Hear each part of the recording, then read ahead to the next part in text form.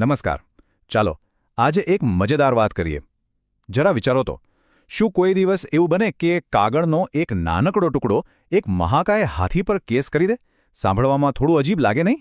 પણ આ વિચિત્ર સવાલની પાછળ એક બહુ જ ઊંડી ગુજરાતી લોકકથા છુપાયેલી છે. આ વાર્તા આપણને શક્તિ, ન્યાય અને અજાણતામાં થયેલી ભૂલોના પરિણામો વિશે ઘણું બધું શીખવી જાય છે. તો ચાલો આ વાર્તાના ઊંડાણમાં ડૂબકી મારીએ. તો સવાલ એ જ છે, શું એક સાધારણ કાગળ હાથી જેવા બળવાન પ્રાણી પર કેસ કરી શકે? આ સવાલ જ આપણી આખી વાર્તાનો પાયો છે, ખરું ને? આ સવાલ સાંભળતા જ મનમાં કેટલાય વિચારો આવે, જેમ કે શું ન્યાય ખરેખર બધા માટે એકસરખો હોય? જેનો અવાજ સાવ નાનો હોય, જે સાવ નબળું હોય, શું એની વાત પણ કોઈ સાંભળશે? બસ આ વાર્તા આ જ ગૂંચવણભર્યા સવાલોના જવાબ શોધવાની એક સુંદર કોશિશ છે. પણ અહીં એક નાનો ટ્વિસ્ટ છે. આપણી આ વાર્તા સીધી હાથી અને કાગળથી શરૂ નથી થતી. ના, એની શરૂઆત તો થાય છે કબૂતરની વાતથી. હવે થશે કે કબૂતર અને હાથી આ બંનેનું શું કનેક્શન? બસ એ જ સમજવા માટે આપણે એક વાર્તાની અંદર બીજી વાર્તામાં જવું પડશે. તો વાર્તાની શરૂઆત જ એકદમ રસપ્રદ છે. એક ચર્ચા ચાલી રહી છે, થોડા મિત્રો ભેગા થયા છે અને કોઈ સાંભળેલી વાર્તા પર વિચાર વિમર્શ કરી રહ્યા છે. આ દ્રશ્ય આપણને એ યાદ અપાવે છે કે વાર્તાઓ ખાલી મનોરંજન માટે નથી હોતી, બરાબર? એના પર વિચાર કરવા, એમાંથી કંઈક શીખવા માટે પણ હોય છે. અને બસ આ જ વાતચીતમાંથી આપણી મુખ્ય વાર્તાનો જન્મ થાય છે. એક વાર્તાકાર પોતાની વાત શરૂ કરે છે અને આસપાસ બેઠેલા બધા લોકો એકદમ ધ્યાનથી સાંભળી રહ્યા છે. આ તો આપણી જૂની પરંપરા છે, નહીં? સદીઓથી જ્ઞાન અને બોધપાઠ આ રીતે જ તો એક પેઢીથી બીજી પેઢી સુધી પહોંચતા રહ્યા છે. તો ચાલો હવે આપણે સીધા એ વાર્તામાં જઈએ જેણે પેલા મિત્રોને વિચારતા કરી દીધા હતા. વાર્તા છે એક તરસ્યા હાથીની. કલ્પના કરો, એક વિશાળ જંગલ, ઉનાળાનો ધોમધખતો તાપ છે અને એક ભવ્ય, શક્તિશાળી હાથી પાણીની શોધમાં આમ તેમ ભટકી રહ્યો છે. ભલે એ ગમે તેટલો મોટો અને તાકાતવર હોય, પણ તરસ જેવી કુદરતી જરૂરિયાત સામે તો એ પણ લાચાર છે. ઘણી શોધખોળ પછી આખરે એને એક ઝરણું દેખાય છે. એની ખુશીનો તો કોઈ પાર જ નથી રહેતો. એ દોડીને ઝરણા પાસે જાય છે અને મન ભરીને ધરાઈને પાણી પીવે છે. એની આ ક્રિયામાં કંઈ જ ખોટું નથી, એકદમ સ્વાભાવિક છે. માત્ર પોતાની તરસ छिपाવવાનો એક નિર્દોષ પ્રયત્ન. અને બસ અહીંથી જ વાર્તા એકદમ નાટકીય વળાંક લે છે. હાથીની આ સાવ સામાન્ય લાગતી ક્રિયામાંથી એક એવો સંઘર્ષ શરૂ થાય છે જેની કોઈએ કલ્પના પણ નહીં કરી હોય. થાય છે એવું કે જેવો હાથી પોતાની સૂંઢ પાણીમાં નાખીને પાણી પીવે છે ને, એનું ધ્યાન જ નથી જતું કે જમીન પર પડેલો એક કાગળ એની સૂંઢ નીચે આવીને કચડાઈ જાય છે, વળી જાય છે. હવે હાથી માટે તો આ કોઈ મોટી વાત નથી, એને તો ખબર પણ નથી. પણ પેલા કાગળ માટે, એના માટે તો આ બહુ મોટી ઘટના હતી. ત્યાં જ અચાનક એક તીણો, કરુણ અવાજ સંભળાય છે. એ અવાજમાં ગુસ્સો પણ છે અને દુઃખ પણ. આ અવાજ હતો પેલા વળી ગયેલા, કચડાઈ ગયેલા કાગળનો. અને બસ આ એક સવાલથી આખી વાર્તાની દિશા જ ફરી જાય છે.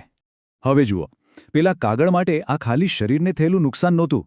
ના, એના પર જે શબ્દો લખેલા હતા, એનો જે હેતુ હતો, એનું આખું અસ્તિત્વ, બધું જ જાણે જોખમમાં મુકાઈ ગયું હતું. એને લાગે છે કે આ તો સીધો અન્યાય છે અને એટલે જ એ ચૂપ બેસવા માટે બિલકુલ તૈયાર નથી. અને એનો આરોપ કેટલો ગંભીર છે એ સાંભળવા જેવું છે. એ ખાલી નુકસાનની ફરિયાદ નથી કરતો, પણ ભવિષ્યની હત્યા જેવા ભારે શબ્દો વાપરે છે. આ બતાવે છે કે એના માટે આ કોઈ સામાન્ય ઘટના નથી, પણ એના આખા અસ્તિત્વ પર થયેલો હુમલો છે. તો હવે આ વાત કોઈ સામાન્ય ઝઘડો નથી રહી. આ એક પૂરો ઔપચારિક કેસ બની ગયો છે. અને એની સુનાવણી માટે જે અદાલત ભરાય છે, એવી અદાલત તો કદાચ કોઈએ ક્યારેય જોઈ નહીં હોય. આ કેસ પહોંચે છે પક્ષીઓના મહાન રાજા ગરુડની અદાલતમાં. હવે આ પોતે જ કેટલી મોટી વાત છે, નહીં? કે એક નાનકડા કાગળ અને એક વિશાળ હાથી વચ્ચેના ઝઘડાને આટલું બધું મહત્વ અપાઈ રહ્યું છે. આ જ તો બતાવે છે કે ન્યાયની નજરમાં કોઈ નાનું કે મોટું નથી હોતું. અને અદાલતમાં આખી વાર્તાનો જે મૂળ સંઘર્ષ છે એ સ્પષ્ટપણે સામે આવે છે. એક બાજુ છે હાથીનો પક્ષ, જે કહે છે, ભાઈ હું તો માત્ર તરસ્યો હતો, મારો કોઈ ખરાબ ઈરાદો જ નહોતો. અને બીજી બાજુ છે કાગળનો પક્ષ, જે કહે છે, તમારો ઈરાદો ભલે ગમે તે હોય, એનાથી શું ફેર પડે, મારું તો અસ્તિત્વ જ મટી ગયું ને. આ લડાઈ છે અજાણતામાં થયેલા નુકસાન અને અસ્તિત્વના હનન વચ્ચેની. તો પછી આ અનોખી અદાલતમાં શું નિર્ણય આવ્યો હશે? શું ચુકાદો આવ્યો? જો કે ચુકાદો તો મહત્વનો છે જ, પણ એનાથી પણ વધારે મહત્વનું છે એ ચુકાદા પાછળ છુપાયેલું જ્ઞાન. ચાલો હવે એ સમજીએ કે આ વાર્તાનો સાચો મતલબ શું છે. રાજા ગરુડ જે ચુકાદો આપે છે એ ખાલી કોણ સાચું અને કોણ ખોટું એ નક્કી કરવા માટે નથી. ના, એમનો નિર્ણય એ બતાવે છે કે સાચો ન્યાય તો ત્યારે જ થાય જ્યારે બંને પક્ષની પરિસ્થિતિ અને એમની પીડાને બરાબર સમજવામાં આવે. પછી ભલે સામે એક મહાકાય હાથી હોય કે પછી એક નાજુક કાગળ. અને અહીં જ વાર્તાની અંદરની વાર્તા અને બહારની વાર્તા એકબીજા સાથે જોડાઈ જાય છે. પેલું કબૂતર યાદ છે જે આખી વાર્તા સાંભળી રહ્યું હતું? એ હાથીની ભૂલમાંથી શીખે છે.